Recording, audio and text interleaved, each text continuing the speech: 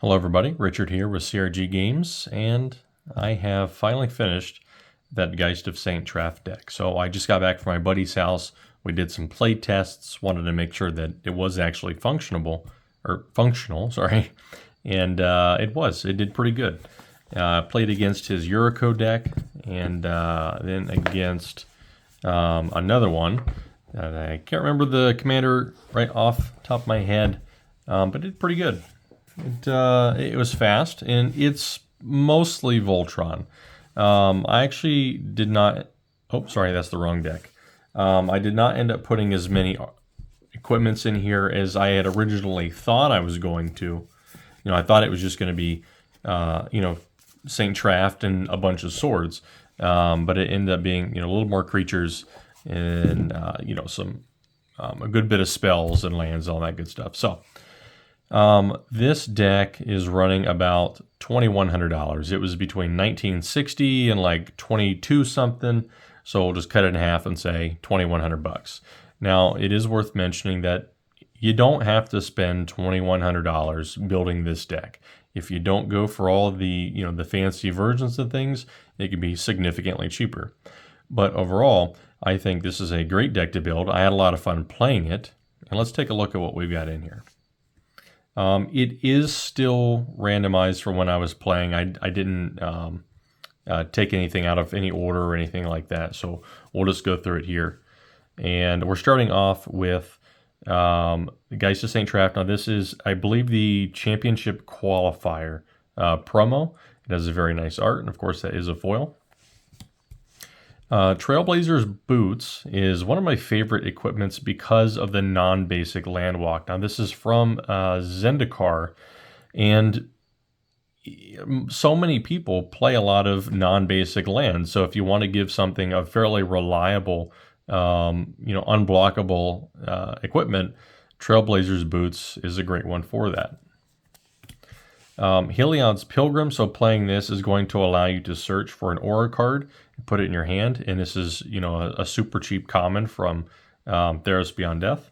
We got Glimmer Void, obviously, because we are running a lot of artifacts, so this is going to give us a mana of any color.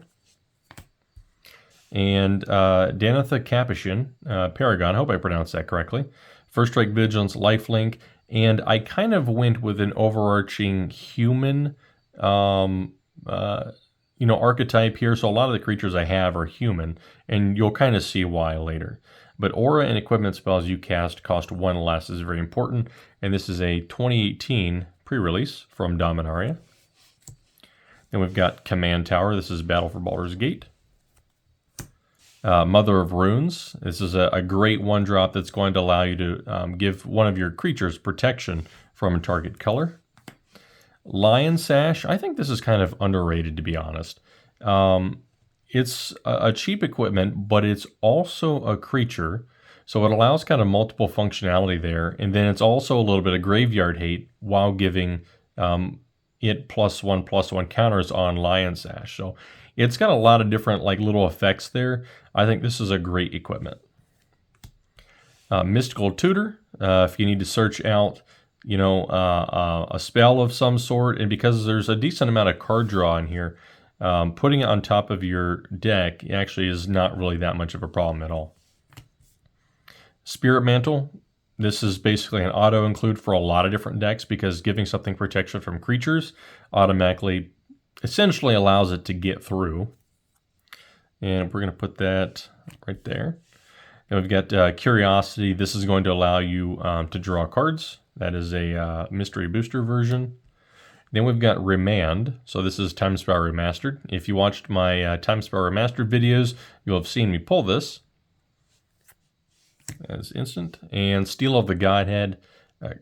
This is from Shadowmoor. And this just basically gives you would want to put this on Geist of St. Traft, because it's going to give him +1/+1, +1/+1, and lifelink and unblockable. So you can see how that's really helpful there.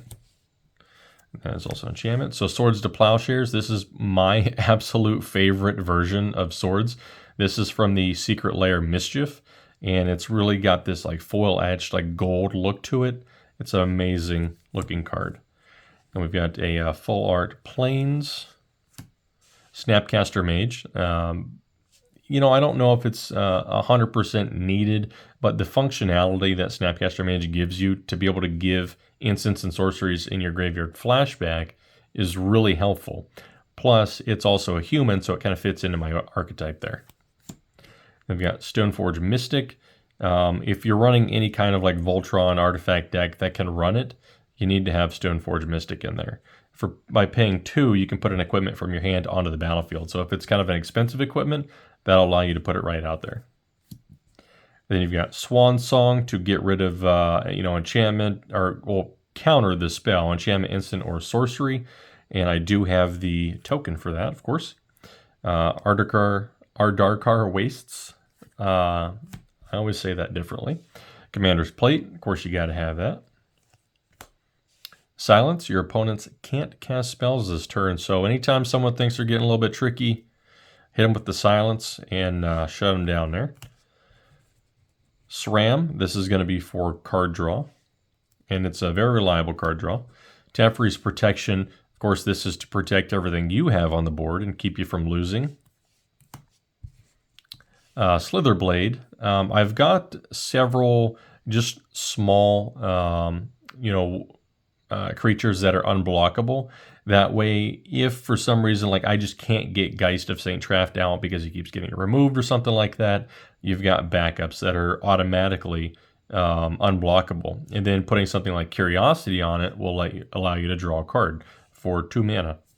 And you can do that on turn 2, get extra card draw. Sphinx's Tutelage. So back in the day when Origins came out, this was one of the cards that like me and my buddies, like we were always like, oh, you got to get Sphinx's Tutelage. You know, this is a really good card, and it is.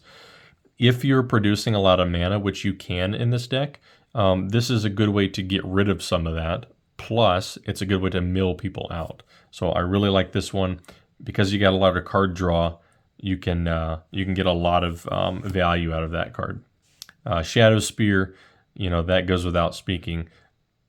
1/1 lifelink trample for so cheap is really good. And then City of Brass, this is my favorite art, the borderless foil from Double Masters 2022. Fierce Guardianship, also a must-have in any deck that can run it. Theta Adele, Acquisitor. So I have her in here because when she deals combat damage to a player, you can search their library for an artifact and exile it. Then you can play that card. Now that's important because most artifacts are going to be colorless. And because you have a lot of things in here that will allow you to automatically equip artifacts, if you search for an equipment, to your creatures, that allows you to kind of get double duty out of Theta Adele. And we've got multiple things in here that can make creatures unblockable, so she will usually get through if she doesn't get removed. Invisible Stalker is the same reason in here. He's a 1/1 for 2 with hexproof and unblockable. Then we've got Mana Drain. Make sure you can counterspell stuff. Gemstone Caverns. I love this card. If you get lucky, you get a luck counter on it, and it taps for a mana of any color. You can begin the game with it on the battlefield. Then we've got Mystic Remora as an enchantment for card draw. Inventor's Fair. If you control 3 or more artifacts, you gain 1 life. That is a very good one. Blackblade Reforged. Because there's a lot of card draw, you're pretty much always putting land down, so it reliably will give you all of those +1/+1s. Then we've got Bloodforged Battle Axe. This is the Double Masters 2022 borderless foil. I freaking love this art. I really wasn't that familiar with this card before Double Masters 2022 came out, and I'm glad I am now. I really like this one. Gilded Drake. I know I said it before. It's a $300 card. It's an auto include for me. I'm lucky enough to have 2 of these, and I run them wherever I can. I really love this card. Sigarda's Aid, you have to have in this deck. Because, flashing in things like a Colossus Hammer, for example, and equipping it to equipping it to Geist of St. Traft and then swinging out for lethal, or if he's already swinging out, you can flash it in a response to Declaration of No Blocks, for example. You just end the game. Sigarda's Aid is absolutely a must-have in this deck. Esper Sentinel, this is going to be for early game card draw, of course, and he's a human. Maul the Skyclaves is really good because when you play it, you automatically attach it to a creature you control. And it gives him +2/+2 flying and first strike. So that will allow whatever you need to get through to do that, as long as they don't have any flyers. Then you got True Name Nemesis. This is probably only really that helpful for a 1v1, but always being able to have something that's essentially unblockable, by a specific player is really helpful. Yeah, can't be blocked, targeted, dealt damage, or enchanted by anything controlled by that player. So if you have to get something through to draw cards, for example, True Name Nemesis is your rogue. And Ledger Shredder's in here mainly for card draw, but also because it's flying and because it's so cheap and because it gives you so much value. Ledger Shredder is just an inherently good card. And I figured I was kind of like running out of things that I knew I could put in here, and this was like the next best thing, so I just snapped that in here. Triton Shorestalker, this is a 1/1, turn 1 unblockable creature. We've got Vesuva, comes into play, you may choose a land in play, and they can come in as a copy of that. Dang. So I was going to say, so I didn't mention in the beginning, but this deck is technically Commander illegal. You can take Tolarian Academy out and put any land in place of it, and then the deck is automatically legal again. But Tolarian Academy is in here because you're going to have a lot of artifacts, so you need a lot of mana, and this does that for you. And then Vesuva. Oops. What did I drop? Okay, just a foil New Phyrexia Pure Steel Paladin. Pure Steel is great for his... well, one, you can draw a card, but the Metalcraft portion of it's probably a little more important.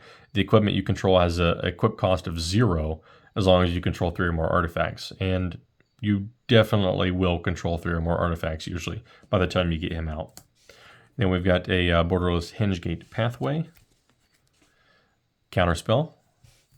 Ethereal Armor, this is from Return to Ravnica. +1/+1 for each enchantment you control and first strike. Like this thing for 1 mana gets bonkers, especially late game. Then we've got Hallowed Fountain because shock lands are great.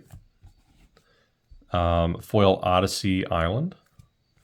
Rhystic Study for card draw. And it plays into the enchantment theme. Holy Avenger. So I like this because of the double strike. And whenever equipped creature deals combat damage, you may put an aura card from your hand onto the battlefield attached to it.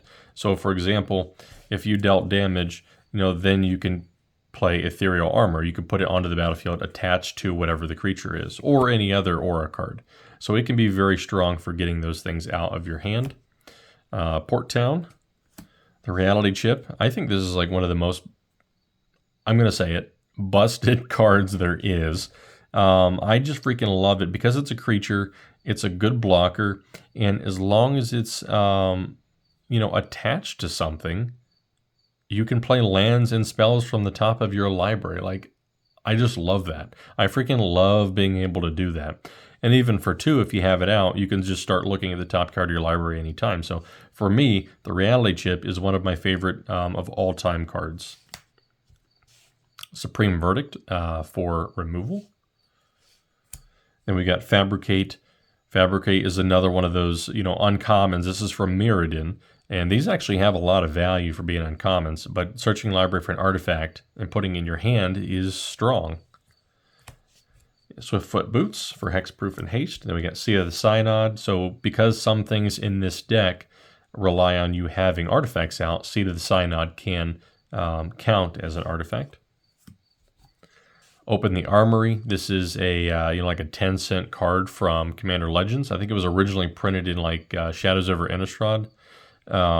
Search your library for an aura or equipment, reveal it, put it into your hand, then shuffle. For 2 mana, that's pretty good. We've got Nykthos Shrine to Nyx. Obviously, if you're only running 2 colors, your devotion typically is going to be pretty high. Sword of the Animus to get extra lands. Hall of Heliod's Generosity. If somebody does start blowing up your enchantments, this will allow you to get it back. And then Generous Gift for removal, because you need to have some form of removal for things that are preventing you from attacking, or if like something is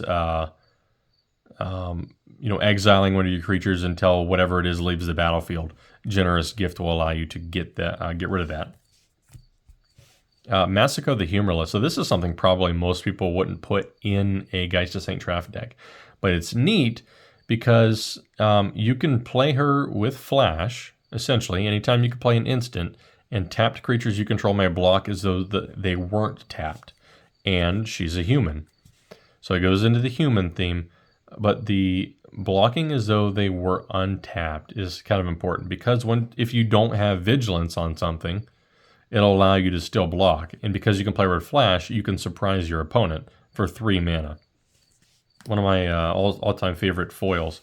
Now, Steel Shaper's Gift, this is probably, like, if we're talking about like prized cards, Steel Shaper's Gift is one of my prized cards. So I picked this up for $60, which would be a steal today.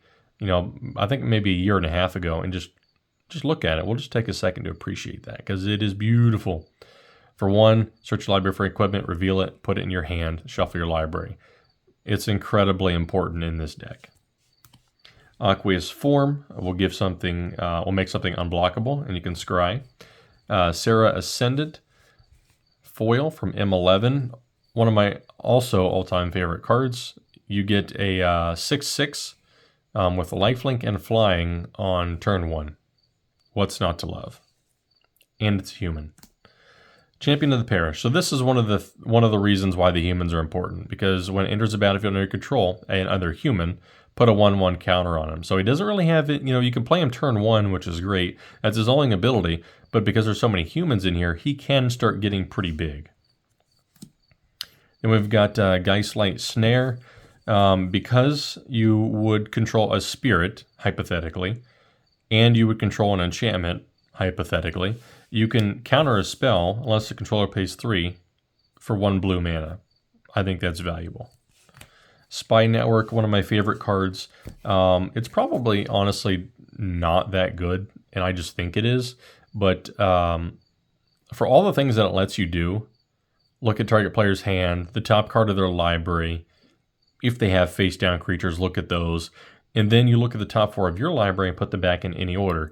The only thing it's missing is the ability to draw.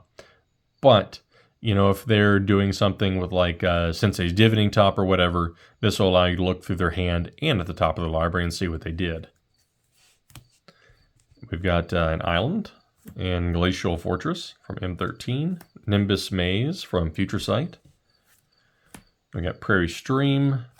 Plains, my favorite regular basic plains from any set. This is, I think, a Shards of Alara, and I just love these dunes. It is amazing. Sky Cloud Expanse, a little bit of a filter there. That actually came in handy, really, really, really handy in the second game we played. Our, foily John Avon Island, love that card. Reliquary Tower, you definitely need that with all the card draw. Rogue's Passage.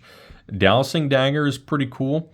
Once you give this to something, and let's say you equip this to something that is like a 1/1 unblockable, and then you flip this, when you flip it, it allows you to tap for 3 mana of any one color. And like, that's super strong, and you're pretty much always going to be able to get to use that.